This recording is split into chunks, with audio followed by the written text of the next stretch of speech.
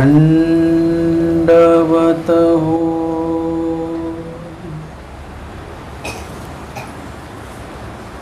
श्रीकृष्ण मंदिर उल्हासनगर या ठिकाणी संपन्न होत असलेलं हे संकल्प ब्रह्मविद्या निरूपण सत्राच्या आजच्या या द्वितीय सत्रामध्ये आपण सायंकालीन पूजावसर जो श्री चक्रपाणी बासांनी शब्दबद्ध केलेला आहे, काव्यबद्ध केलेला आहे, जो आपण देवपूजेमध्ये म्हणत असतो, त्या सायंकालीन पूजावसराचं द्वितीय सत्रामध्ये द्वितीय चौपदी जी आहे, पहिल्या सत्रात आपण पहिली चौपदी बघितलेली आहे, संध्या सुवेळ समयी परचक्रपाणी, आणि आजच्या सत्रामध्ये आपण याच पूजावसराची द्वितीय चौपदी जी आहे ती आपण बघणार आहोत।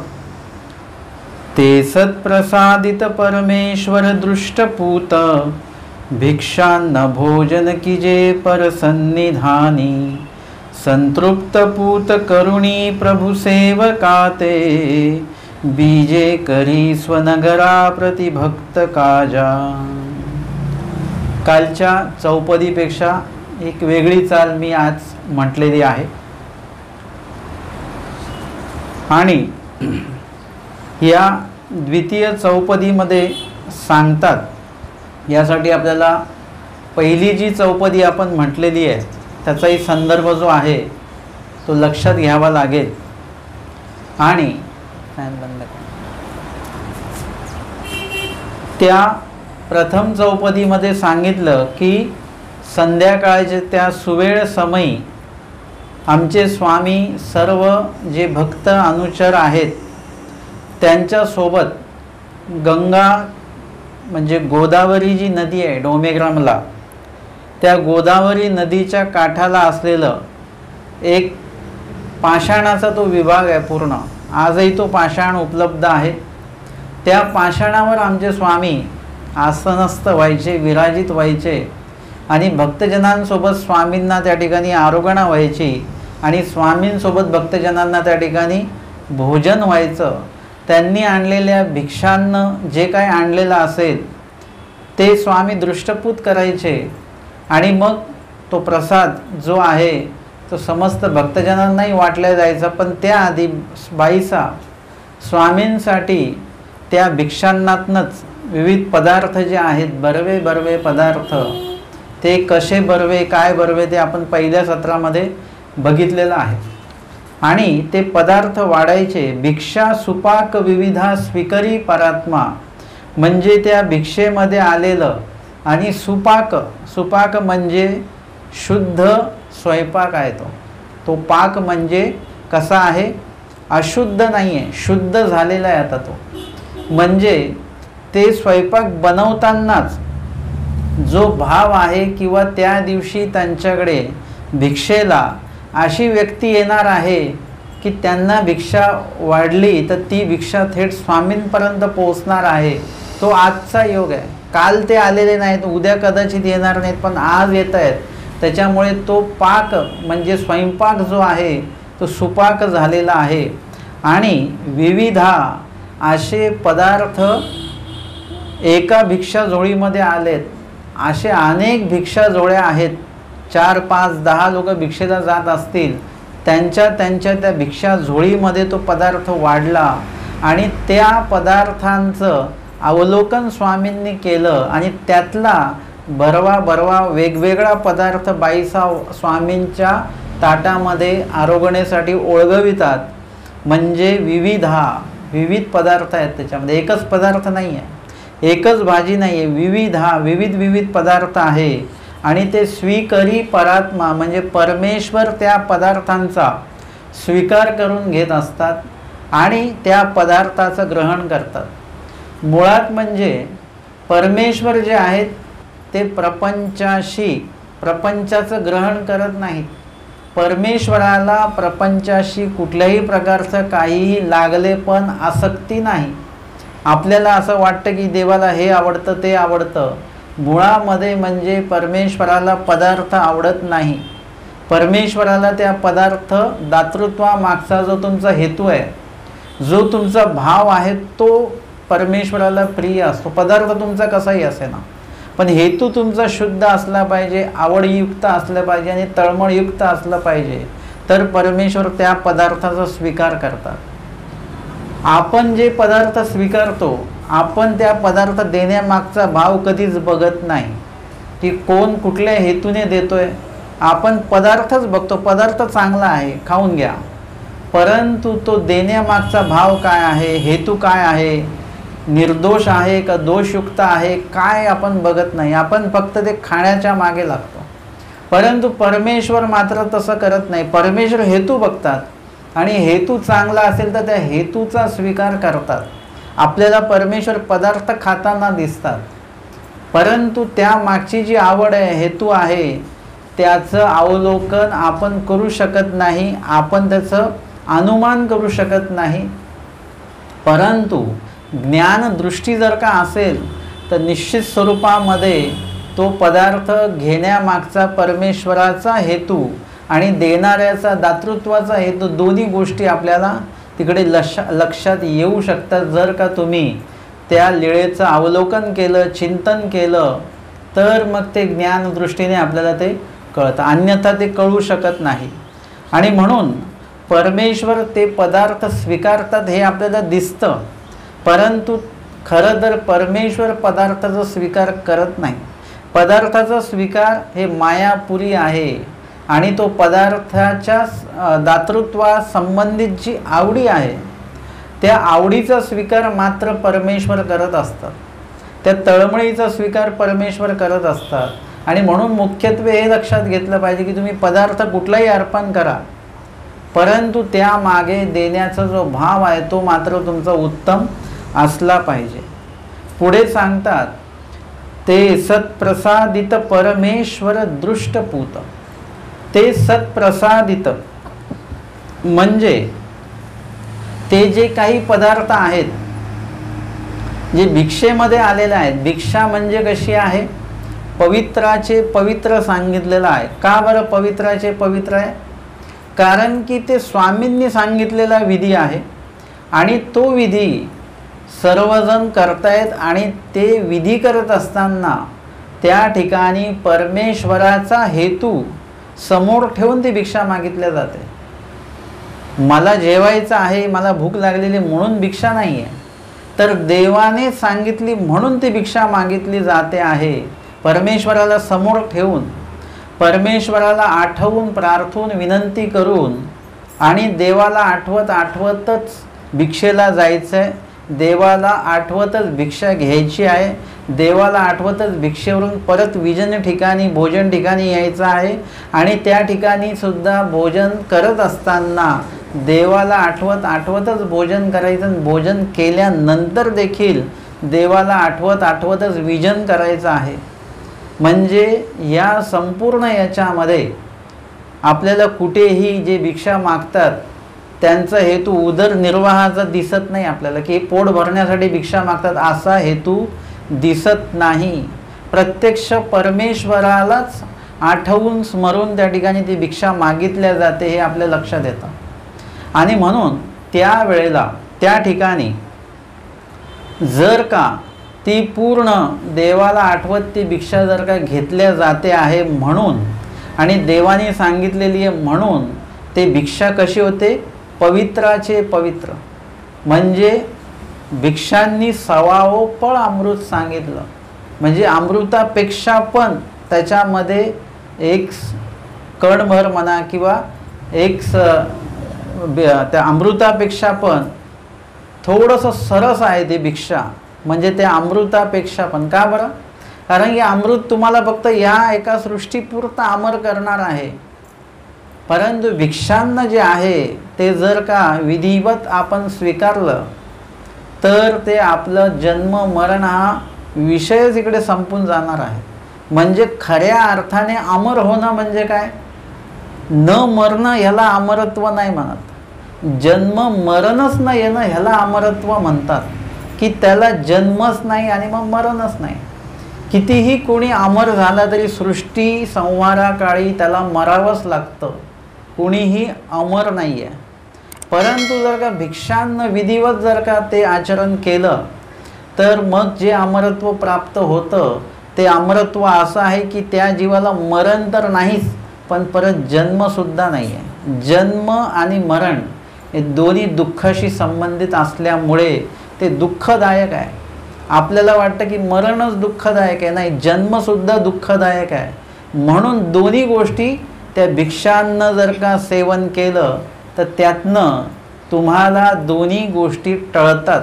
म्हणून खऱ्या अर्थाने अमरत्व ते आहे.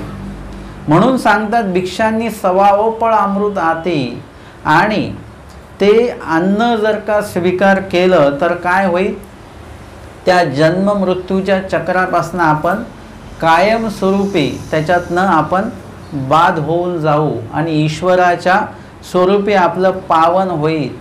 कारण की जसं तुम्ही अन्न खाल तसं तुमची बुद्धी होते.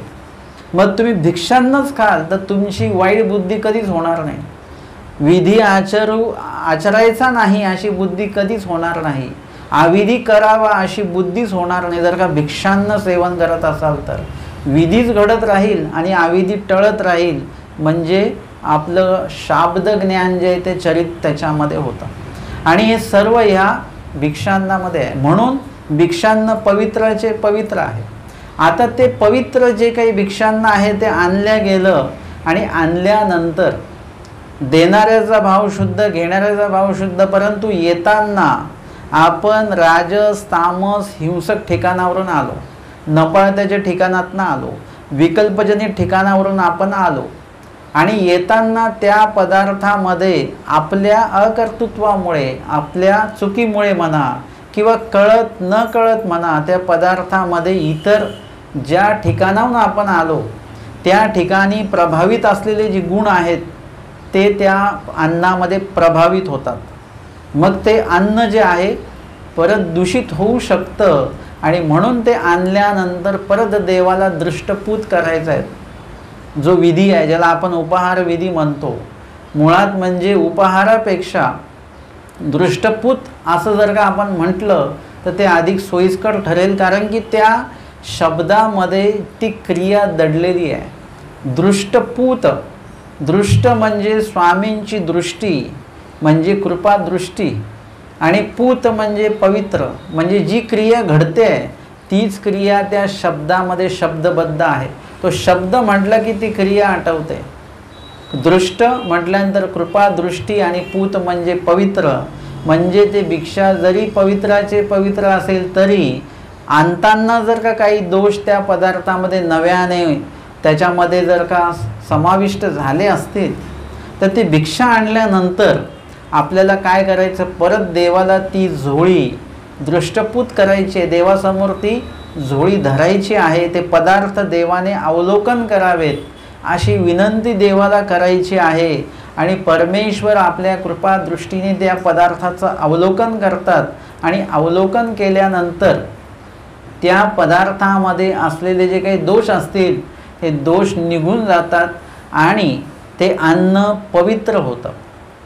आणि म्हणून भिक्षा मागितल्यानंतर देखील ती झोळी दृष्टपूत करणं हा मुख्य विधी त्या ठिकाणी आहे. ते सत्प्रसादित परमेश्वर दृष्टपूत, म्हणजे ते जे काही भिक्षांना आहे, जे भक्तजनांनी आणलं ते आणल्या आधी आमच्या स्वामींना त्यांनी ते दृष्टपूत केलेलं आहे.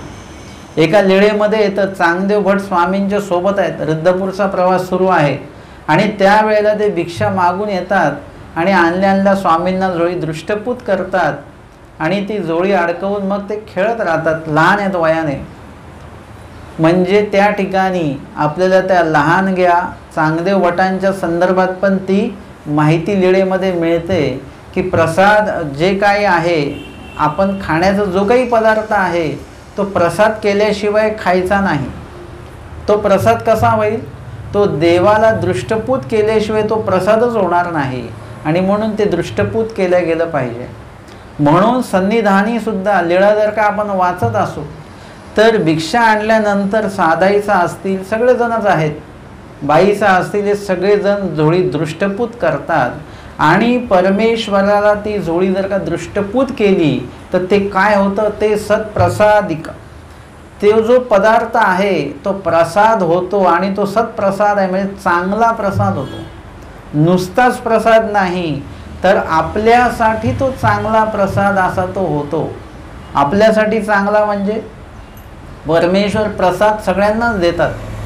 जसं महादाईचा म्हणतात, एका बाईला स्वामींनी प्रसाद दिला केळी बोरेंचा आणि महादाईचा त्या बाईंना म्हणतात की तुम्ही दैवाची भाग्याची की देवाने तुम्हाला प्रसाद दिला. आता तोही प्रसादच आहे. आता नंतर जेव्हा महादाईचा मठामध्ये येतात मग स्वामी त्यांना विचारतात, बाई तुम्हाला सुद्धा केळी बोरींचा प्रसाद पाहिजे का? आता महादाईसांनी हो म्हटलं पाहिजे, देव प्रसाद देत आहेत आपल्याला, परमेश्वर स्वतः विचारतायत देतायत, मग त्यांनी घेतला पाहिजे होता. ते म्हटलं जी जी नको, कारण की तो प्रसाद आहे, प्रसन्नता आहे, परंतु तो सत्प्रसाद नाही आहे. म्हणजे आता आपण जर का सामान्य दृष्टीने बघितलं तर स्वामींनी दिलेला कुठलाही पदार्थ आमच्यासाठी प्रसादच आहे, परंतु या ठिकाणी सत्प्रसाद असला पाहिजे. म्हणजे तो आपल्या जीवनाचं आणि आपल्या जीवाचं दोघांचंही भलं करणारा असला पाहिजे. तो प्रसाद म्हणजे काय आहे? ज्ञान आहे.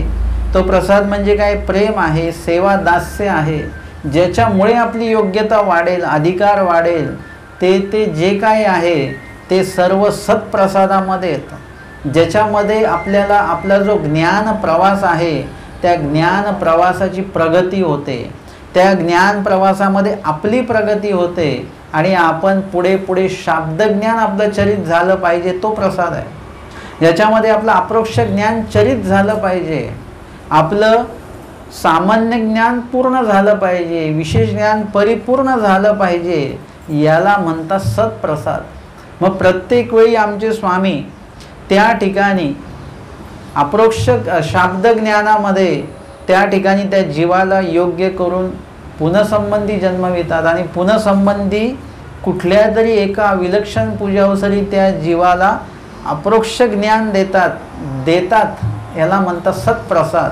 आता तिथे खायला प्यायला देत नाही काही, तिथे काय आलेलं आहे? तत्वज्ञानात काय आलेलं आहे? ज्ञान देतात, अप्रोक्ष ज्ञान देतात, हे सत्प्रसाद आहे. त्याच्यानंतर सामान्य ज्ञान देतात, हा सत्प्रसाद आहे. विशेष ज्ञान देतात, हा सत्प्रसाद आहे. आणि नंतर आपल्या प्राप्तीला त्या जीवाला योग्य करून आपल्या स्वरूपी विलीन करून आनंदरूपी प्रसाद देतात. हा काय आहे? महाप्रसाद झाला तो. म्हणजे आपण कुठल्या प्रसादाच्या मागे आहोत आणि परमेश्वर आपल्याला कुठला प्रसाद देऊ इच्छितात, ज्याच्यामध्ये तुमचं ज्ञानचरित होत आहे तो सत्प्रसाद आहे. म्हणून आमचे स्वामी भटोबासांना काय काय खायला लावायचे? विटलेलं जे आहे ते खा, पाणी भात खा, हे ऐसी अन्य तुम्हाला 6 मके म्हणजे तुम्हाला सहन झाली पाहिजेत आणि तेच तुमच्यासाठी काय उत्तम प्रकारचं ते चरित होण्याच्या दृष्टीने उत्तम प्रकारचं अन्न आहे ते. आणि म्हणून ते सत्प्रसादामध्ये मोडलं जातं. भिक्षान्न हे सत्प्रसादामध्ये मोडलं जातं, कारण की त्याच्यामुळे ती योग्यता होते आहे. इतर वेळी जे आपण अन्न खातो ते सत्प्रसादात मोडल्या जात नाही, खूप प्रसादामध्ये मोडल्या जाईल ते, पण सत्प्रसाद ह्याची एक वेगळीच व्याख्या आपण आज बघितलेली आहे. आणि म्हणून देवाकडनं ते अपेक्षित ठेवायचं आहे आपल्याला. देवाचा काही प्रसाद खायला मिळत असेल तर तो आपण त्याचा अपमान करता कामा नये, तो तर ग्रहण केलाच पाहिजे. पण सत्प्रसादाची सुद्धा एक अपेक्षा देवाकडनं आपण घेणं ठेवणं खूप आवश्यक आहे. आणि तो प्रसाद सत्प्रसाद का होतो? कारण की परमेश्वर काय करतात? दृष्टपूत. परमेश्वराने जर का त्या पदार्थाला आपल्या कृपा दृष्टीने पूत केलं म्हणजे पवित्र केलं तर काय होतं? त्या दृष्टपूत केल्यामुळे तो पदार्थ सत्प्रसाद होतो. भिक्षान्न भोजन कीजे परसन्निधानी. आणि भक्तजनांची या ठिकाणी महिमा सांगितल्या जाते. म्हणजे आता परमेश्वराचं तर सन्निधान किती महत्त्वाचं आहे, परंतु ते प्रत्येकालाच लाभतं अशातला काही भाग नाही. काहींना लाभतो, काहींना नाही लाभत. आणि मग ज्यांना ज्यांना हे सन्निधान लाभलं ते सन्निधानातले जे भक्त आहेत त्या भक्त मंडळींच्या बाबतीमध्ये सांगतात की ते स्वामी त्यांच्या सोबत जातात, ते स्वामींच्या सोबत जातात आणि त्या ठिकाणी आरोगणा स्वामींची होते आणि त्या ठिकाणी स्वामींच्या सोबत इतर जणांचं भोजन होतं. इकडे बघ, इतर जणांचं जे भोजन होतं तिकडे बस,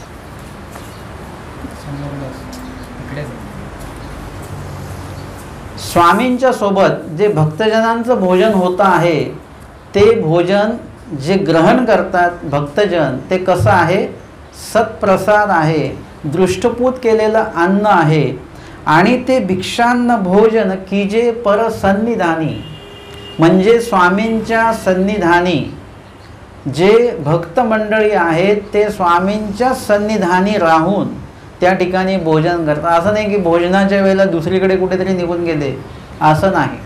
त्यांचं ते भाग्य आहे की स्वामींनी दृष्टपूत केलेलं भोजन ग्रहण करत असताना स्वामींच्याच दृष्टी क्षेत्रामध्ये ते आहेत, समोरच आहेत स्वामींच्या. स्वामी त्यांच्या समोर आहेत, ते स्वामींना बघत आहेत आणि त्या भोजनाचा आनंद घेतात. स्वामी त्यांना बघत आहेत आणि स्वामी सुद्धा त्यांचं चिंतन करत असतात. जसं द्विज गोरक्षणाची ती जर लीळा आपण बघितली तर त्यामध्ये सांगितलेले त्या गायी एकमेकांच्या मानेवर मान टाकून स्वामींकडे बघत काय करतात, आनंद रवंथ करतात. म्हणजे आनंदाचा स्वीकार त्या ठिकाणी आहे, आनंद स्वीकारत आहेत आणि तो स्वीकारत असताना परमेश्वराच्या श्रीमूर्तीचं, परमेश्वराच्या श्रीमुखाचं, परमेश्वराच्या कृपा दृष्टीचं दर्शन त्यांना होत आहे आणि त्या दृष्टीनेच, कृपा दृष्टीने स्वामीसुद्धा त्यांना अवलोकन करतात आणि म्हणून तो आनंद त्यांना प्राप्त होतो आहे. हे याच्यातलं महत्त्वाचं आहे.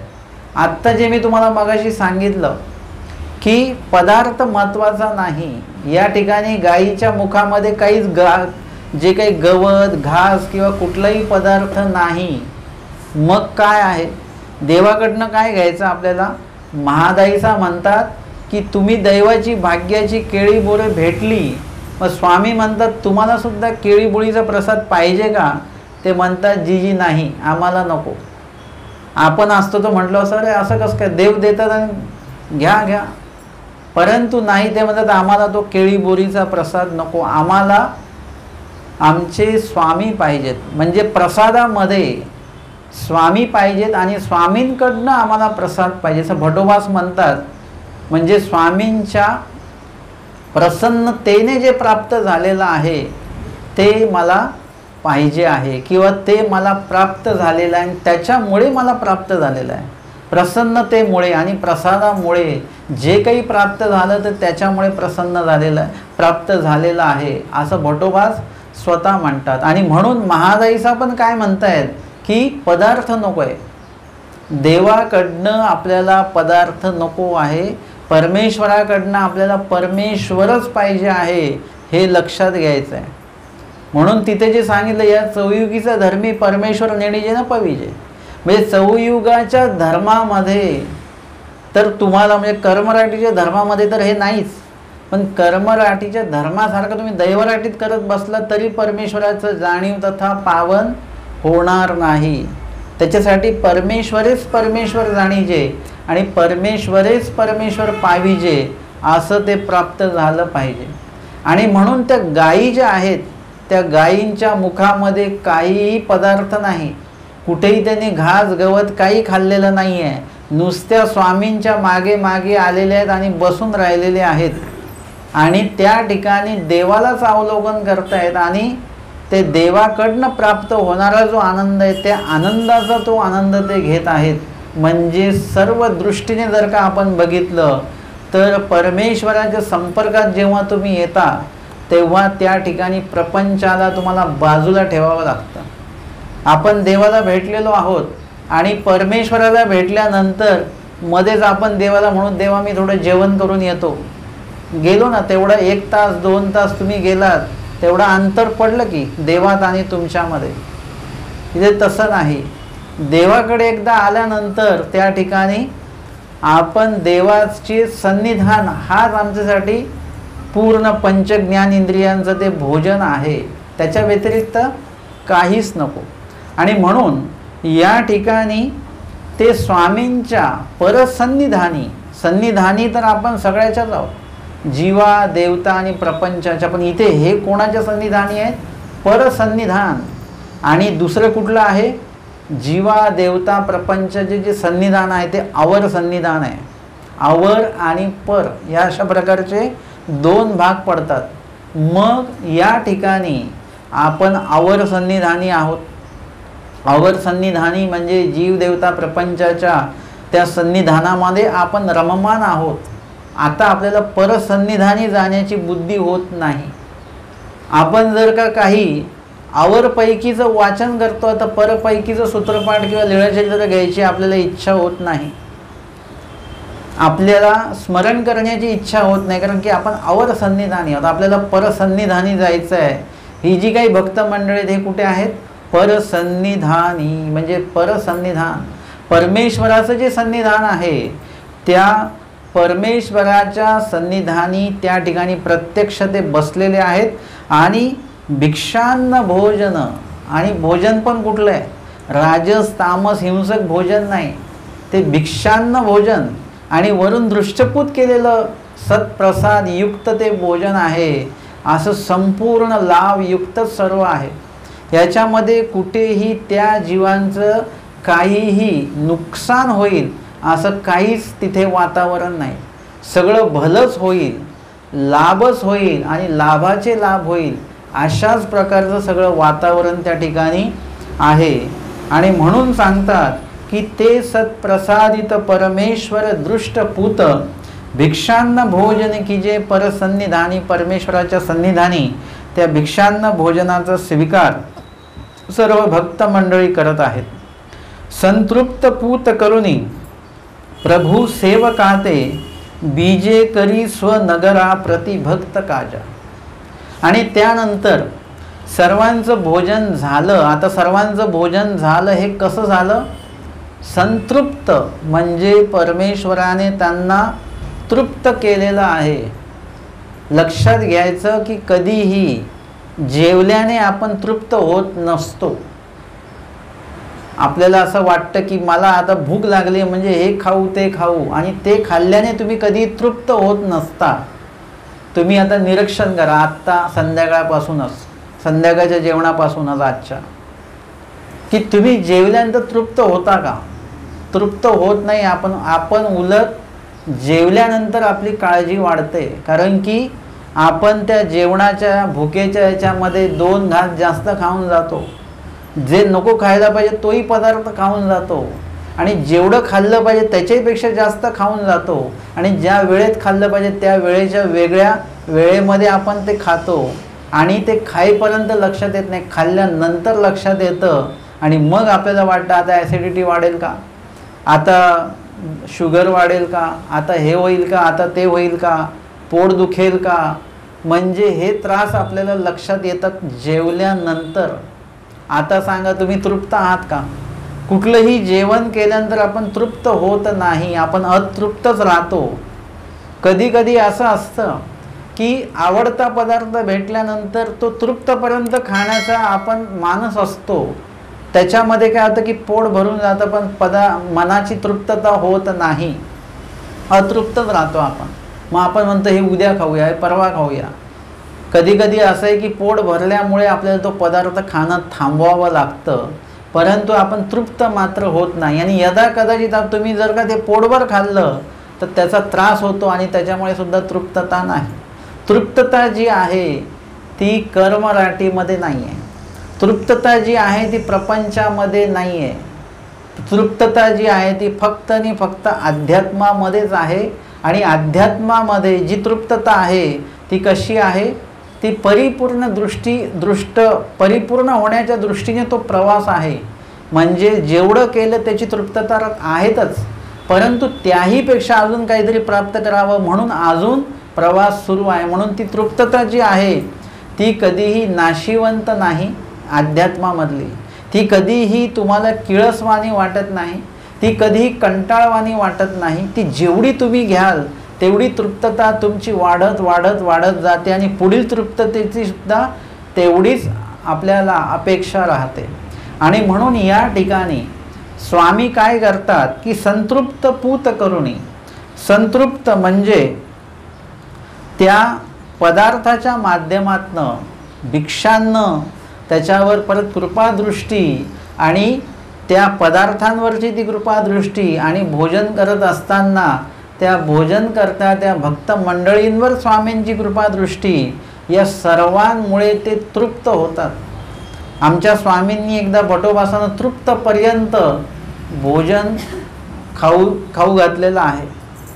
आणि दुसरा प्रसंग जानोपाद्यांचे तृप्तपर्यंत त्यांना आंबे खाऊ घातलेले आहेत. ते आंबे जे आहेत ते आंब्यामुळे ते तृप्त नाही झाले. त्यांना आंब्यांमुळे तृप्तता पाहिजे असती तर त्यांनी रुद्रपूरला जायच्या आधी त्यांना भरपूर आंब्याच्या पंक्ती होत्या, तिथेच थांबले असते. ते आंब्यामुळे तृप्त झाले नाहीत. त्यांची तृप्तता आहे की आपण ते आंबे श्रीप्रभूंना अर्पणसुद्धा केले, तोही प्रसाद मिळाला. आणि इथे आलो आणव्याला तर त्या ठिकाणी आमच्या स्वामींनी सुद्धा आंब्याचा प्रसाद ठेवलेला आहे, तो सुद्धा आपल्याला मिळाला. दोन्ही अवतारांच्या प्रसन्नता आपल्याला मिळाली. आंब्याचा रस मिळाला म्हणून तृप्त नाही झाले ते, की स्वामींनी प्रसन्नतेने आपल्यासाठी हा प्रसाद दिला. यामागे स्वामींचा भाव काय, हेतू काय आहे, प्रवृत्ती काय आहे, त्या प्रवृत्तीमुळे ते तृप्त झालेले आहेत. भटोबासांनी तृप्तपर्यंत भटोबासांना ते खाऊ घातलं स्वामींनी, चण्याची डाळ वगैरे येते, पण ते पदार्थामुळे तृप्त नाही झाले, तर स्वामींच्या त्या प्रवृत्तीमुळे ते तृप्त झालेले आहेत. आणि म्हणून इथे सुद्धा काय आहे की स्वामींचा त्या कृपा दृष्टी जो काही त्या ठिकाणी त्या सर्व भक्तजनांवर आहे आणि त्याच्यामुळे त्या ठिकाणी ते भक्त मंडळी भोजन करत असताना संतृप्त पूत स्वामी त्यांना करत आहेत. जसं आनंद जो आहे, तुम्ही दोन्ही आनंद बघितला की दिवाळीच्या वेळेला आलेले ते सजून नटून आलेले जे प्रापंचिक लोक आहेत त्यांच्याकडेही आनंद आहे, आणि आमचे जे काही स्वामींची भक्त मंडळी आहेत त्यांच्याकडे पण आनंद आहे. पण त्यांच्याकडचा जो आनंद आहे गावातल्या लोकांकडचा, तो प्रापंचिक आनंद आहे, तो रजतमयुक्त आनंद आहे, तो हिंसक आनंद आहे, तो दोषयुक्त आनंद आहे, त्रिगुणात्मक आहे. आणि स्वामींपासनं प्राप्त झालेला जो आनंद आहे भक्त मंडळींना, तो निर्दोष आहे, निर्गुण आहे, रजतम आणि हिंसेच्या अलिप्त तो आनंद आहे. म्हणून लगेच त्या गावातल्या लोकांनाच फरक कळतो की भक्तजनांच्या चेहऱ्यावरचा आनंद वेगळाच आहे आणि आपल्या चेहऱ्यावर तसा आनंद असून सुद्धा तो चेहरा आपला तसा नाही आहे. म्हणजे ती तेजता जी आहे लगेच त्याचा फरक कळाला. कारण की त्यांच्याकडे एवढं सजून नटून सुद्धा तृप्तता हा प्रकार नाही, कारण तृप्तता ही कर्मराटीमध्ये नाही आहे, प्रपंचामध्ये तृप्तता हा प्रकारच नाही आहे. परंतु अध्यात्मामध्ये ती तृप्तता आहे की स्वामींनी त्यांना जो आनंद दिला त्याच्यामुळे त्यांच्या चेहऱ्यावर एक आनंदी भाव आहे. आणि तो आनंद जो आहे तो स्वामींनी आपला चेहरा, आपला आनंद जो असतो तो चेहऱ्यावर असतो, फक्त आपला चेहरा सजवतो आपण. परंतु परमेश्वर आणि अध्यात्माच्या माध्यमातून जो आनंद मिळतो तो अंतःकरणात येतो आणि त्याच्यामुळे तो चेहरा आतमधनं प्रसन्न दिसतो. आपण फक्त चेहरा बाहेरून प्रसन्न ठेवत असतो, तसं नाही. तो आतमधनं प्रसन्न झाला पाहिजे, त्यासाठी आतमधनं आनंद आला पाहिजे आणि तो आतमध्ये आनंद आपल्याला साठवता आला पाहिजे. तो स्मरणाच्या माध्यमातनं कृपादृष्टी जेव्हा परमेश्वराची येईल तरच तो आनंद आपल्या चेहऱ्यावर दिसेल, अन्यथा तो दिसणार नाही. आणि म्हणून परमेश्वर त्या जीवाला, कुठल्या जीवाला, जो जो जीव परमेश्वराला आठवून शयनासनी भोजनी परमेश्वराची होवावा किंगा हे जे सांगितलेलं आहे तशा त्या वचनाला समोर ठेवून जो परमेश्वरानेच दिलेलं प्रसाद ग्रहण करतो, जो परमेश्वराला दृष्टपूत केल्याशिवाय पदार्थाचं ग्रहण करत नाही आणि ग्रहण करत असताना देवाला आठवतच तो ग्रहण करतो, या सर्व कार्यामुळे, या सर्व विधीमुळे काय होतं, परमेश्वराची कृपा दृष्टी त्या जीवावर सतत राहते आणि त्याच्यामुळे त्या कृपा दृष्टीमुळे त्या जीवाला ती तृप्तता प्राप्त होते। आणि म्हणून या ठिकाणी ते कार्य परमेश्वर करतात। अशा जीवांनाच परमेश्वर तृप्त करतात। त्यांनी एवढं जरी खाल्लं तरी त्याच्या ते अंगी लागतंय। जे चर्या करणारे जी लोक आहेत ती काही पोटभर जेवत नाहीत, ते फोडणी तोडणीचं खात नाही, ते मिष्टान्न खात नाहीत, ते रस विखो खात नाहीत, तरीसुद्धा ते चालतात। कारण की परमेश्वर त्यांना आपल्या त्या आनंदाद्वारे आपल्या विधीद्वारे तृप्त करतात आणि ते तृप्त होतात देखील। ती ताकद आहे त्यांच्यामध्ये चालण्यामध्ये। विधी करण्यामध्ये जी काही ताकद आहे ती परमेश्वराकडनं प्राप्त झालेली आहे। पदार्थातनं प्राप्त झालेली जी ताकद आहे ती कधीही नष्ट होऊ शकते। एखादा ताकदवान माणूस आहे आणि त्याला जर का शुगर असेल तर जेवणाच्या वेळेला त्याची ताकद जी आहे ती कसा होतो, तो कमकुवत होतो, कमजोर होतो, अशक्त होतो, परत त्याला जेवावं लागतं। जेवण परत संपलं की सामान्य माणसाचंही तसंच आहे की आपल्या पोटातलं अन्न संपलं की आपण अशक्त होतो, परत आपल्याला जेवावं लागतं। परंतु या ठिकाणी विधीमध्ये असलेला जो व्यक्ती आहे त्याला परमेश्वराच्या कृपादृष्टी साह्य आहे आणि त्याच्यामुळे तो तृप्त आहे आणि ते जी काही शक्ती त्याच्यामध्ये असेल ती त्या परमेश्वराच्या माध्यमातून प्राप्त झालेली आहे। आणि म्हणून संतृप्त पूत करुणी प्रभू सेवकाते। परमेश्वर काय करतात, स्वामी काय करतात की कृपादृष्टीने अवलोकन करून त्या जीवांना संतृप्त करतात, म्हणजे संतुष्ट करतात। आणि मग बीजे करी स्वनगरा, आणि मग परमेश्वर आमचे स्वामी बीजे करतात कुठे, स्वनगरा म्हणजे डोमेग्राममध्येच, ज्या ठिकाणी स्वामींचं वास्तव्य आहे। राजमठ, उंच मठ आणि प्रसन्न मठ असे 3 मठ आहेत। तर त्या ठिकाणी स्वामी उपस्थित होतात। स्वनगरा प्रतिभक्त काजा, त्या भक्तांच्या काजेमुळे म्हणजे भक्तांच्या साठी, भक्तांना काहीतरी लाभदायक घडवायचं आहे। अजूनसुद्धा इथे भोजन झालं परंतु नुसतंच भोजन याच्याने काही भक्तजनांचं भलं होणार नाही। म्हणजे नुसतंच देवाने प्रसाद दिला तो आपण खाल्ला आणि आपल्याला मोक्ष प्राप्त होईल असं नाही, तर परमेश्वर काहीतरी सेवा दास्य सांगतील, त्याच्यात कर्मनाश होईल। म्हणजे भक्त काजा, भक्तांचा जो काही बाजू राखा आहे, भक्तांचा जो कैवारी आहे परमेश्वर, असा तो परमेश्वर त्या जीवांना, त्या सन्निधानातल्या भक्त मंडळींना ते कुठे घेऊन जातात, त्या राजमठामध्ये घेऊन जातात। कशासाठी, त्यांच्या कुठल्या तरी हितासाठी। तिथे गेल्यानंतर काय होणार आहे, निरूपण होणार आहे, तिथे गेल्यानंतर सेवादास्य होणार आहे, तिथे गेल्यानंतर पूजावसर होणार आहे। त्या वेळेला काहीतरी परमेश्वर निरूपण करणार आहेत, मार्गदर्शन करणार आहेत, आज्ञान फेडणार आहेत, ज्ञान देणार आहेत। हे सर्व त्या भक्तांच्या उपयोगाचं आहे।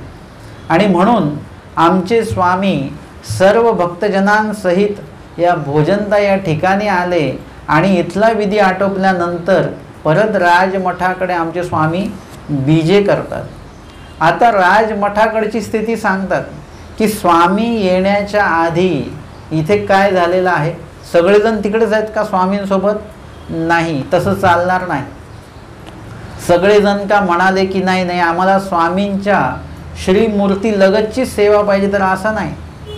काहींना नेवाशाला जावं लागेल, काहींना स्वामींच्या पूजा अवसरासाठी काही ते शेणी वगैरे आणायची, ते आणायला, गौरी आणायची ती आणायला जावं लागेल, काहींना फुलं आणायला जावं लागेल, काहींना पाणी आणायला जावं लागेल। प्रत्येकाला वेगवेगळा व्यापार आहे। काही भक्त मंडळी त्यांना स्वामींच्या तिथे जवळ राहून काही व्यापार असेल, काहींना लांब जाऊन काही व्यापार असेल, सगळा व्यापार करता आला पाहिजे। असं आम्हाला मामाजी सांगायचे किंवा आताही सांगतात की असं नाही आहे की मामाजींचंच सेवा हातपाय दाबले चेपले म्हणजे ती सेवा नाही। तर तुम्ही मार्गातला कुठलाही सेवा जर का तुम्ही केली ज्याच्यामध्ये मार्गाचं बल आहे आणि त्याच्यामुळे अधिकरण तिथे प्रसन्न होणार आहे की बरं झालं, म्हणजे मार्गाचा हा पदार्थ वाया जाणारा तुम्ही उपयोगात आणला किंवा हे नुकसान इकडे होणार होतं ते तुम्ही नुकसान होऊ दिलं नाही, ते मार्गाच्या कुठल्याही कान्या कोपऱ्यातलं ते जे काही नुकसान होणारं आहे ते तुम्ही त्या ठिकाणी सेवा करून ते नुकसान होणं वाचवलं तर काय आहे, ती मार्गाची सेवा आहे आणि त्याच्यामुळे त्या अधिकाऱ्यांना प्रसन्न होणार. त्यांचे हातपाय चेपल्यानेच ते प्रसन्न होतील नाही. मार्गातला कुठलाही व्यापार केल्यामुळे ते जर का योग्य प्रकारे तुम्ही केलात आणि मार्गाचं हित लक्षात त्याच्यामध्ये घेऊन ते जर का केलं तर त्या अधिकाऱ्यांना प्रसन्न होतात. म्हणून तुम्हाला जी सेवा आहे ती आडणीची सेवा प्राप्त व्हावी या दृष्टीने आपण काय केलं पाहिजे, प्रवास केला पाहिजे. या ठिकाणी बाईसा ज्या आहेत एक विशिष्ट वेळेपर्यंत तिथे भोजनता या ठिकाणी आहेत आणि नंतर मग बाईसा लगबगीने पुढे येतात राजमठाकडे आणि आल्यानंतर काय करतात, संहार जनादी कृती सारुनी रंगमाळा म्हणजे तिसरी चौपदी आपण या ठिकाणी घेत आहोत सायंकालीन पूजा अवसराची. संहार जनादी कृती सारुनी रंगमाळा नागांबिकास स्नातमार्जन कृत्य शुद्धा सर्वेश राजभुवनी उजळी प्रदीपू पद्मासनी परिकरे प्रभुराव वैसे. संमार्जनादी कृती सारुनी रंगमाळा. आता इथे बाईसा काय करतात, राजमठामध्ये येतात आधी आणि ते काय करतात, ते जे काही अंगण आहे ते अंगण सर्व झाडून काढतात आणि ते झाडल्यानंतर म्हणजे कितीही काही रात्री झोपताना जरी घर झाडलेलं असेल तर महिला वर्ग काय सकाळी परत उठले परत घर झाडून काढतात, परत दुपारी घर झाडून काढतात, परत संध्याकाळी घर झाडून काढतात. म्हणजे काय आहे, आपल्याला इतरांच्या ते लक्षातच येत नाही, त्यांना वाटतं काही धूळ नाही उगाचच झाडतायत. परंतु तो झाडणं जेव्हा शेवटपर्यंत पोचतं तर शेवटी जिथे ते जे काही झाडणं संपतं तिथे कळतं की झाडण्याचं काय महत्त्व आहे. की तिथे दिवसभरात कण कण धूळ आलेली असते, काय आलेलं असतं ते कधी कधी डोळ्याने दिसत नाही. ते मग एकदा जर का एकत्र केल्यानंतर कळतं की हो इथे कचरा होता बरं का, आहे बरं का. तसं आमच्या बाईसा आहेत. आता बाईसा हे ते जे काय राजमठ असेल, तो जे काय अंगण असेल ते स्वच्छ ठेवतायत. यामागे ते स्वच्छ असावं ही पण एक भावना आहे. आणि त्या ठिकाणी स्वामी येणार आहेत. स्वामी ज्या ठिकाणी येतात तो भाग कसा असला पाहिजे, स्वच्छच असला पाहिजे. मग ते एक ओटा असो तर राजमठाचा तो भाग असो किंवा त्या राजमठाचं अंगण असो किंवा त्या तिन्ही मठाचं अंगण असो किंवा मग आपलं अंतःकरण असो, काही असो, ते शुद्ध असलं पाहिजे तर परमेश्वर तिथे येतात. आणि परमेश्वर येणार असतील ते आपण शुद्धच ठेवलं पाहिजे, सतत शुद्ध ठेवलं पाहिजे. आपण अवसर काळीच फक्त शुद्ध असतो, त्या दिवशी देवदेव देवदेव आपलं चालतो फक्त. त्याच्यानंतर मग परत आपलं अशुद्धत्व आपण घेऊन घेतो. जसं आता न पाळता आहे 9 दिवस. काही लोकांच्या दृष्टीने न पाळतं महत्त्वाचं आहे, निरूपण महत्त्वाचं नाही. आपल्यासाठी काय महत्त्वाचं असलं पाहिजे, न पाळता आमच्यासाठी महत्त्वाचं नाही, आमच्यासाठी निरूपण महत्त्वाचं असलं पाहिजे. निरूपणाला आम्ही महत्त्व दिलं पाहिजे. आपण आता न पाळत्याला महत्त्व देणार. आता उद्यापासून भरपूर गर्दी असणार कारण घटस्थापना उद्यापासून आहे. परंतु आम्हाला घटस्थापनेशी काही घेणं देणं नाही आहे. आम्हाला निरूपणाशी महत्त्व आहे आणि म्हणून निरूपणाला आम्ही उपस्थित झालो पाहिजे. आणि त्या ठिकाणी उपस्थित होत असताना तो जो भाव आहे तुमचा तो तुम्ही कायमस्वरूपी शुद्ध ठेवला तर, फक्त निरूपणाला यायचं म्हणून शुद्ध नाही व्हायचं, कायमस्वरूपी शुद्ध असलं पाहिजे. कायमस्वरूपी परमेश्वर आपल्या अंतःकरणात येत राहणार आहेत आणि म्हणून ते अंतःकरण कसं केलं पाहिजे, सडा संमार्जन त्या अंतःकरणात आपण सतत केला पाहिजे. जो सडा संमार्जन बाईसांनी आपल्या अंतःकरणात करवून घेतलेला आहे, पैठणला प्रेमदान स्वामींनी दिलं, तोपर्यंत बाईसांच्या अंतःकरणात कचरा आहे आणि स्वच्छता पण तिथेच आहे. लक्षात घ्या की तुम्ही कचरा फक्त बाजूला करता, स्वच्छता वेगळी आणता का काही? स्वच्छता बाहेरून आणावी लागते का? स्वच्छता तिथेच आहे, फक्त त्या स्वच्छतेवर मळीनत्व आले. तुम्ही काय करता, फक्त मळीनत्व बाजूला काढता. स्वच्छता विकत आणत नाही आपण स्वच्छ करण्याची साधनं विकत आणतो. तो भाग काढला की स्वच्छता तिथेच आहे. बाईसांच्या अंतकरणात तोच कचरा होता. स्वामीने तो कचरा फक्त बाजूला केला आणि स्वच्छता तिथेच आहे, अंतकरणातच आहे. बाईसांच्या अधिकार कणव प्रेमोपाय जो झालेला आहे तो सगळा बाईसांच्या अंतकरणातच आहे. पूर भजन जे घडलेलं आहे ते सुद्धा इथे अंतकरणातच आहे. फक्त प्रेम देण्याचं कार्य या ठिकाणी बाकी आहे, ते आमच्या स्वामींनी केलं. आणि त्या व्यतिरिक्त असल्या सर्व कचरा जो आहे तो स्वामींनी काढून टाकलेला आहे. सडा संवर्धन तिकडे करून टाकलेला आहे.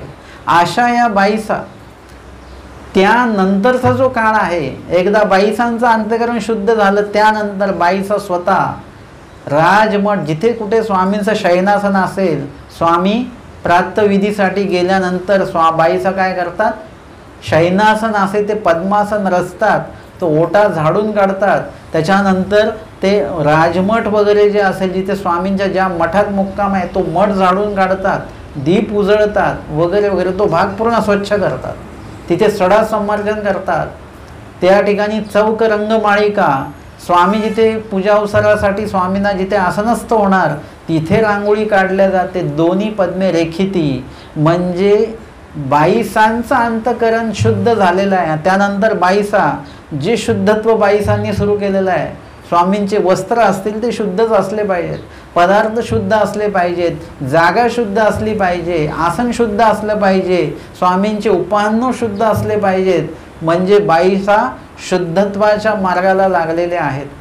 आपलं अंतकरण जर का शुद्ध झालं की आपण सर्वांना शुद्धत्वाच्या दृष्टीने बघायला लागतो, म्हणजे ते कार्य आपण करायला लागतो. म्हणून बाईसा तिथून येतात आणि आल्यानंतर इथे सडा संमार्जन करतात, म्हणजे त्या ठिकाणी ते अंगण झाडून काढतात.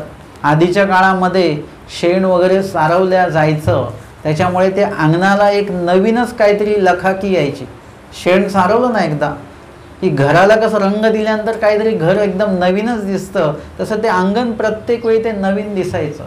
आणि नंतर ते सडा संमार्जन केल्यानंतर म्हणजे झाडून त्याच्यानंतर त्याच्यावर ते शेण वगैरे चांगलं सारवलं, रंगमाळा म्हणजे त्या ठिकाणी त्या अंगणाच्या एक मुख्य भागामध्ये काय केलं जाणार, रांगोळी काढल्या जाणार. मुख्य भागातच, असं दुसऱ्या कोपऱ्यात नाही, ते बरोबर त्या प्रवेशद्वाराच्या तिथेच ती रांगोळी काढल्या जाणार की ज्यांच्यासाठी ती रांगोळी काढलेली आहे त्यांना ते दिसली पाहिजे आणि त्यांना प्रसन्नता वाटली पाहिजे. तर बाईसा आमच्या रोज त्या ठिकाणी सडा संमार्जन केल्यानंतर त्या ठिकाणी चौक रंगमाळिका, म्हणजे त्या चौक रंगमाळिका म्हणजे काय, चौक म्हणजे अंगण, त्या अंगणामध्ये रंगमाळिका म्हणजे रांगोळ्या काढतात. चौकी रंगमाळिका. नागांबिका हे कोण करतं सगळं ना, नागांबिका म्हणजे आमच्या बाईसा ज्या आहेत त्यांना आम्ही स्वामींनी दिलं जे नाव आहे ते बाईसा, परंतु त्यांचं नाव काय आहे, नागूबाई त्यांचं नाव आहे, नागांबिका त्यांचं नाव आहे. ते स्वतः हे सर्व करतात. कधी करतात, आधी करतात, स्वामी येण्याच्या आधी आणि स्वतः शुद्ध होण्याच्या आधी ते पूर्ण मठ ते अंगण ते शुद्ध करतात, स्वच्छ करतात, रंगमाळिका भरतात आणि मग सस्नात मार्जन कृत्य शुद्धा. ही ओळ म्हणताना खूप लोक थोडं चुकतात, त्या चालीमध्ये ते म्हणत नाहीत, ते चालीमध्येच म्हटलं पाहिजे की सम्मार्जनादि कृती सारुनिरंग माळा नागांबिका सस्नात मार्जन कृत्य शुद्धा.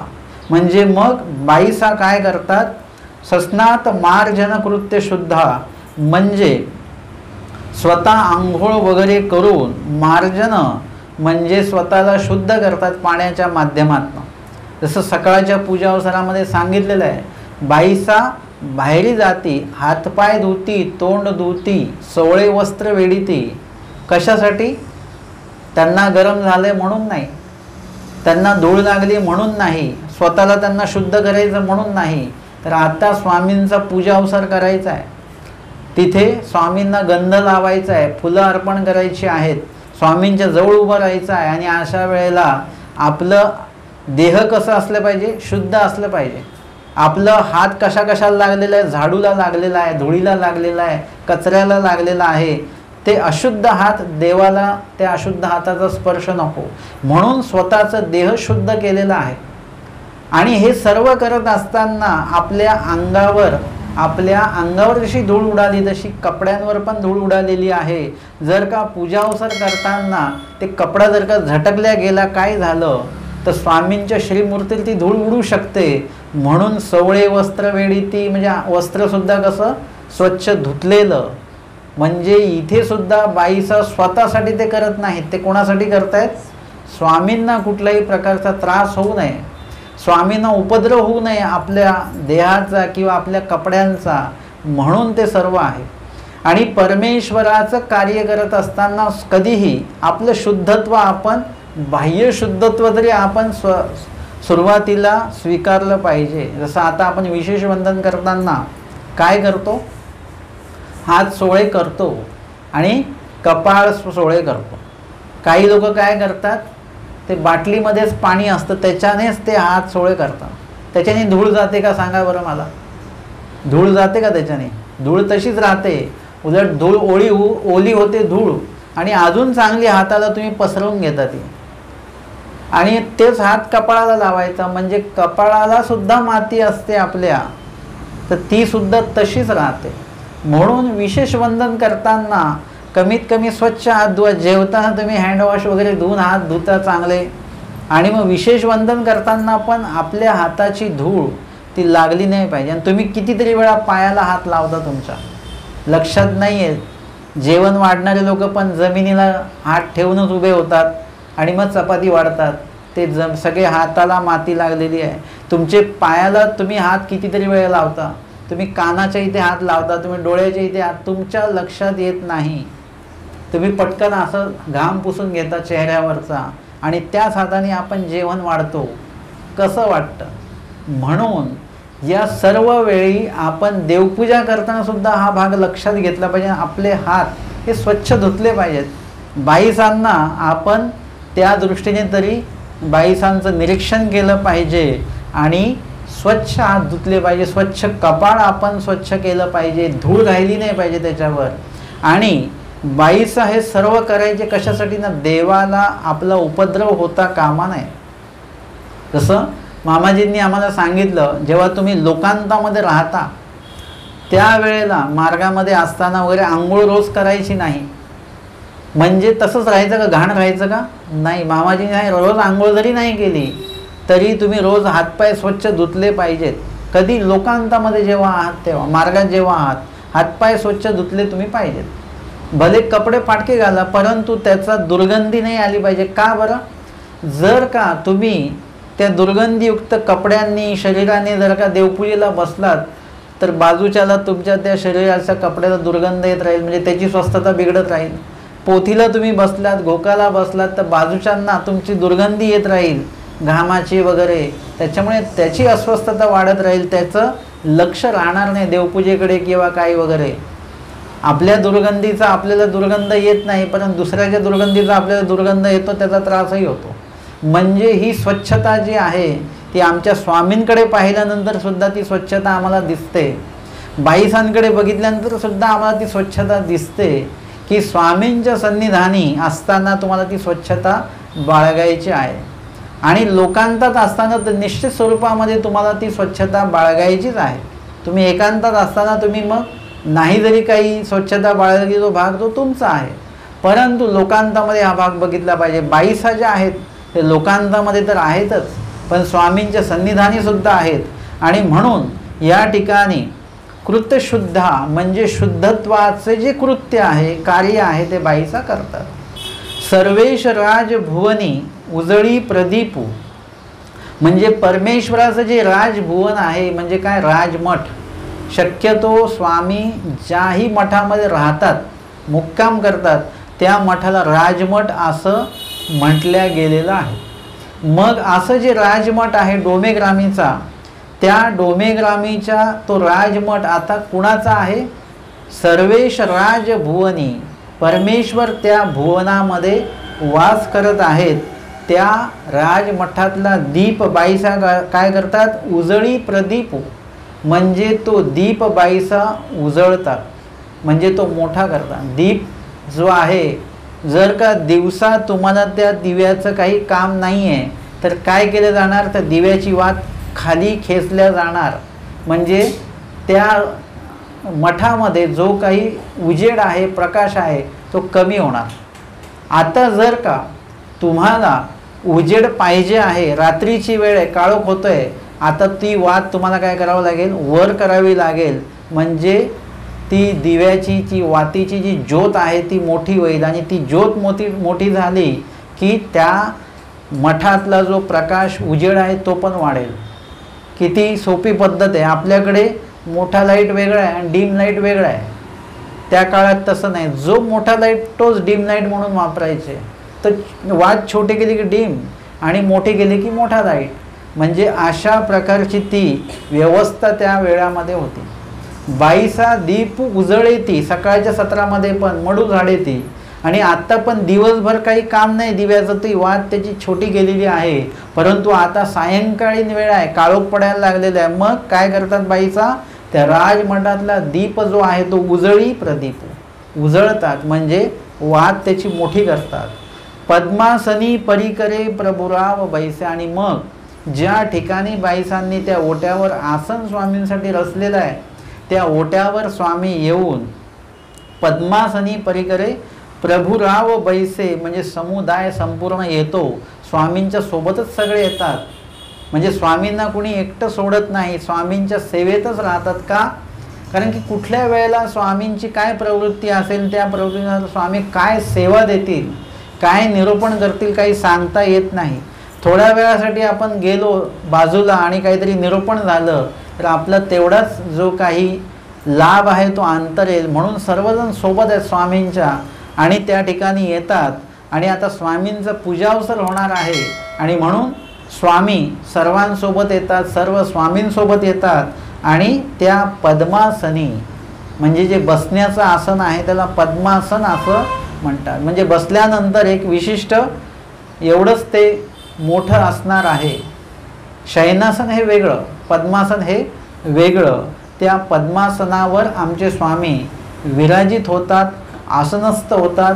आणि आजच्या या द्वितीय सत्रामध्ये आपण आज सायंकालीन जो पूजावसर आपण देवपूजेत म्हणतो संध्यास वेळ समयी, त्या पूजावसराच्या एकूण आजच्या सत्रात 2 आपण चौपद्या बघितलेल्या आहेत. एकूण 3 चौपद्या आपल्या कालपासून पहिल्या आणि दुसऱ्या सत्रामध्ये झालेल्या आहेत. यापुढे उद्याच्या सत्रामध्ये स्वामींचा पूजावसर सुरू होईल आणि तो पूजावसर कसा सुरू होतो ते आपण उद्याच्या सत्रामध्ये बघणार आहोत. दंडवत हो.